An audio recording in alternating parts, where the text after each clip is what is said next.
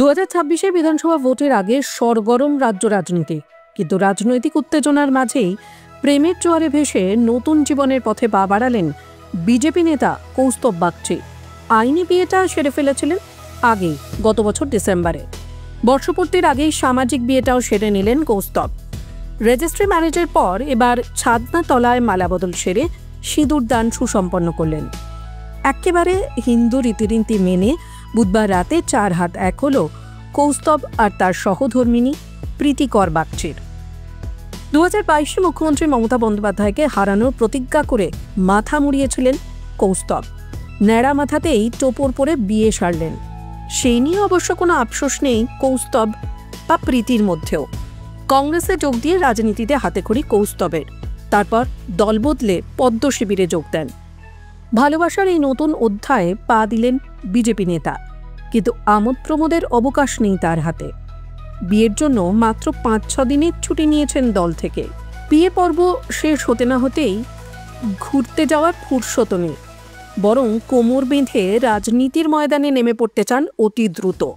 দেখুন, আমার সাথে প্রীতির সম্পর্ক দীর্ঘদিনের। আমাদের একে অপরকে চেনা, একে অপরের সাথে পথ চলাটা দীর্ঘদিনের।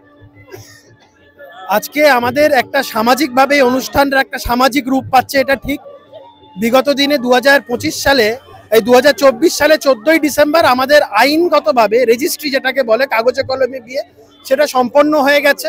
রাজ্যের বিরোধী দল নেতা সেখানে সাক্ষীও ছিলেন এবং আমাদের খুব অল্প বিস্তর আমাদের পরিজন বন্ধু বান্ধবদের সাক্ষী রেখে আমাদের সেই রেজিস্ট্রি বিবাহটা সম্পূর্ণ হয়। এবং আমাদের যে হিন্দু ধর্মের মতো যেই রীতি যে আচার আচরণগুলো আছে, সেগুলোকে মেনে আমাদের আজকে এই সামাজিক বিয়ে।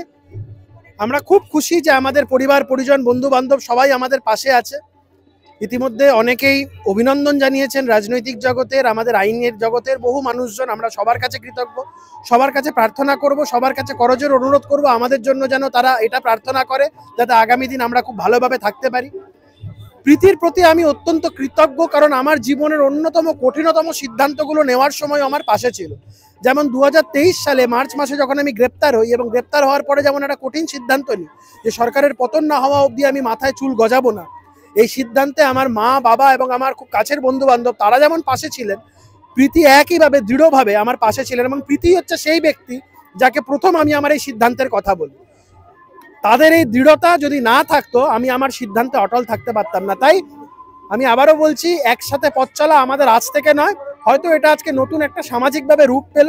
সবাই আপনারা ভগবানের কাছে, ঈশ্বরের কাছে প্রার্থনা করবেন যাতে আমরা ভালো থাকতে পারি।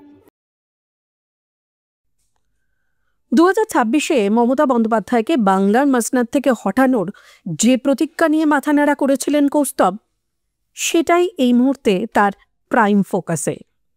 টাইমস নাও খবর।